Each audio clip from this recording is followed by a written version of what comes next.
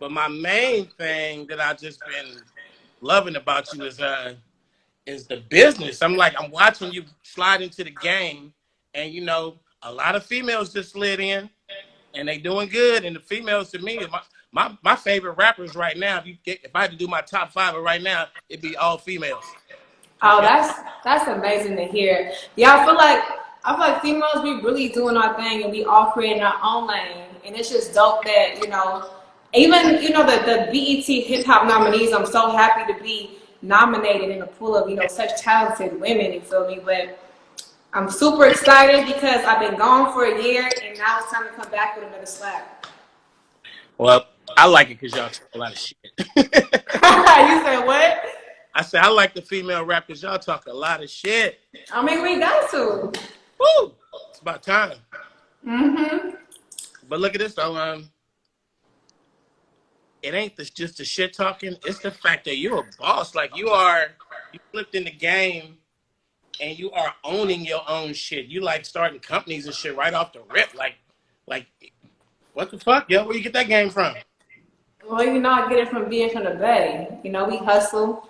You be Hmm. pimp. I ain't trying to say what you be doing now, but you talk a whole bunch of that pimp shit in your records. So, we got to make it either way. And, my hustle is music. That's the foundation. I love fashion. Music. So, I got to do what I got to do. I feel like 7 streams of income is something my grandma taught me. So, I'm just trying to get that 7 streams of income. So I'm like cause I follow careers and stuff, but a lot of people they get off immediately into like the cars and the jewelry only, and they'll just be like traveling around and showing up. Your ass is straight up opening businesses right off the rip. Not for sure, because I'm here for, a good time and a long time. You feel me? So if I'm going to be here for a long time, I got to make sure my money match that. I've been reading a lot and I've been What you making a been lot reading? just history stuff. I've been trying to figure us out, like trying to get my perspective on human beings and race relations and what black people have been through and just to know. Hey, I'm happy you said that because I was talking, to, I forgot which news station it was, but I think it's really important that we do our own research because in the history books, they always trying to pose us as slaves when really, we are entrepreneurs, CEOs, and we started a lot of things that contributed to building America. So I'm happy you said that because I think that we need to educate ourselves because where is our pride if all we taught is in school is that we're slaves, but we way more than that. So I feel you on that. Yeah, I look at history, the word history for what it's worth. It's two words, his story, it ain't necessarily your story or my story. You know? I Real feel you talk. on that. So yeah, you down with the movement too, right? Which movement? Black Lives Matter. No, for sure. But you got several movements going on. So I just wanted to Oh, make you sure. like, oh, I'm like, yeah, you down with the movement, girl? You with the movement? No, You feel no. me? No, because you from the Bay, so look, I gotta Ah, clarify. I am not. I'm like family. I'm family. I'm coming from the family angle. I'm not trying to hook you up with the movement. You gotta be from the Bay to understand what you're talking about. But Like yeah, I'm I'm with the down. movement. I'm down with the movement. For me, it's more than a movement because even past this movement, this is something that we should think about every day. So yeah, I am. And you, because they sent me some info. I didn't really need no info, but they sent me some info. And something I saw in the info was that you are definitely putting your money where your mouth is and donating to the movement. Yes, we just donated 150K towards organizing a better, America because the injustices and inequality is in our faces.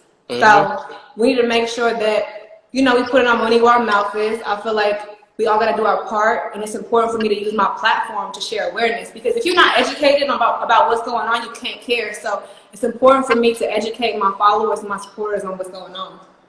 Yeah, my personal passion is we are really focused on police brutality, and a part of that whole equation is how, in the midst of being brutalized, we get incarcerated, and sometimes we get unfairly incarcerated with long sentences. and sometimes we get unjustly incarcerated for things we didn't do. And being my age, I'm in my young 50s, and I lost a lot of homies. I lost a lot of homies to the game. A lot of Uh-huh. homies got buried, and a lot of homies got locked away for a long time, and a lot of homies got stuck in a dead end with no opportunities.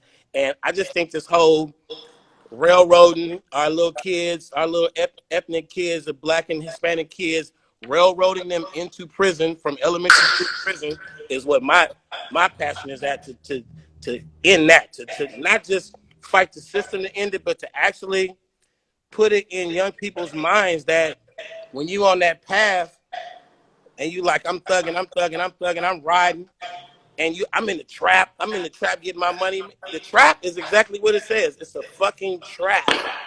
And you're gonna end up trapped behind some fucking bars or trapped in a coffin. And if you, how many years did it take you to get to where you at right now? From the moment you start rapping to where you at right now? Um, about 8, 9 years. 8 or 9 years. You put in a lot of work in them 8, 9 years, right? A lot of time dedicated, right? Yeah, especially after I got signed, they started working me. So yeah, officially, legally, like 3 years. So the point I'm trying to make is that all of us have an opportunity. I did it. It took me like 8, 9 years to get from a dream to having money. And it's just about applying yourself and taking your time and using it wisely instead of going on your route to the trap. This is what I'm trying to get my young brothers to know. Instead of taking that fast route to the trap or to the graveyard, you can invest your time and do something like I did many years ago, like Saweetie's doing right now, and apply yourself to something that's going to get you that money legitimately. Even if you're getting illegal money right now, think about how to get out that game and invest that shit into something legit and move on. That's what people have done for years and years and years. So I commend you for being a businesswoman. I hope that you have many ventures in business and the music goes great. And what's the next album called? The Pretty Pretty. bitch music. Say it again. Say it again. Pretty bitch music. But before I talk about that, I just Mm-hmm. want to thank you. You feel me, for enlightening the listeners and me on that. Maybe we can sidebar because my daddy had me at a young age, 20 years old. So growing up, I was a little girl in the car experiencing, the police pulling him over, experiencing him being racially profiled. So yes, me and you can get together and talk about that. You feel me, on the side. But thank you for enlightening us. Oh yeah. And for this next project, it is called Pretty Bitch Music, and I know that's your favorite word. So, How did it come to be that? Pretty Bitch Music is a loaded meaning. You feel me? Like pretty. I want to redefine what pretty means because I come from a family full of women who don't look alike and who is comfortable in their own skin. So I kind of want to give my fans what I was given as a little girl. And what makes you pretty? Let's redefine pretty because these social media standards, they're not realistic. And I feel like being unique is hella important. And then when it comes to bitch, that's your Mm-hmm. favorite word for sure. I know. I love Tupac, and he kind of inspired the acronym. And today's his birthday, so rest in peace, happy birthday, Pac. What, Bitch what, what was means Tupac's bitch acronym? What was it? the hate you give to Oh yeah. little infants that fucks everyone, something like Yeah. that. I see. Yeah. I saw the Oh, movie. you trying to put me on this? No. I was trying to get a refresher. Like I knew it. You brought it back. I got it. Nah, yeah. He was a big inspiration behind the meaning because I feel like my music needs to stand for something. So when it comes to bitch, it's boss, independent, tough, CEO, not from the Bay, so hype for the H. In the middle of my show, I always stop and I say, I give this little quick speech about bitch, and I tell the women, I'm like, make sure when a motherfucker calls you a bitch, make sure he puts an adjective on the front of that bitch. So just like you said, it's boss bitch, it's independent bitch, it's paid bitch, it's educated bitch. Don't just call me. Don't just say bitch. Put some Yeah, respect on that. I feel you. so I say bitch a lot in my music. I say to my type bad bitch, am I right? Not, you feel me? So I just want to make sure my fans, my listeners know that when I'm saying bitch, it's empowering, and that's what it means to me. Yeah, you take ownership of these negative words. Black men, black people in general, we had to take ownership of the word nigga and flip it so it fits us the way we want it to fit, and we don't like the way other people say it towards us, and we got this conversation going on right now about the N word, and it's like, my opinion is go somewhere by yourself in your car, listen to your favorite song, and end it in a way, in all you want. Just be respectful of the space that we in at the same time, and don't call me that Right. unless you are truly my nigga. Don't call me nigga. That's how I feel. Right. No, for sure. No, that's real. And you know what's crazy? I didn't even think about that being your favorite word. It's in my title. Like this, it's just making sense more and more as we go. So I'm happy to be on this live with you. I got a homeboy who he used to call everybody my nigga. Like I don't care what your race is. He don't give a fuck what your name is. Your name is my nigga. Hey, my nigga. And he'd be like, man, I'm about to go hook up with my white niggas today. Like this is how he talk. And that's how I use the word bitch. Everything's a bitch to me. Mm-hmm. Like in the studio, I refer to everything as a bitch. Everything. If I want to drink a soda, I'm like, hey man, hand me that bitch right there. No, but that's like growing up. That's how we use it too. Like everything was. It can be used for many things. Most definitely. And then I misconceived to be this rude ass nigga that go around disrespecting women, but I got a history of I know how to use the word and who to use it towards and when to use it. And respect is the big thing with me. I have a lot of female friends, and it comes from being respectful. But I know when you walk in the room, I'm like, damn bitch, you looking good. I know how to say it.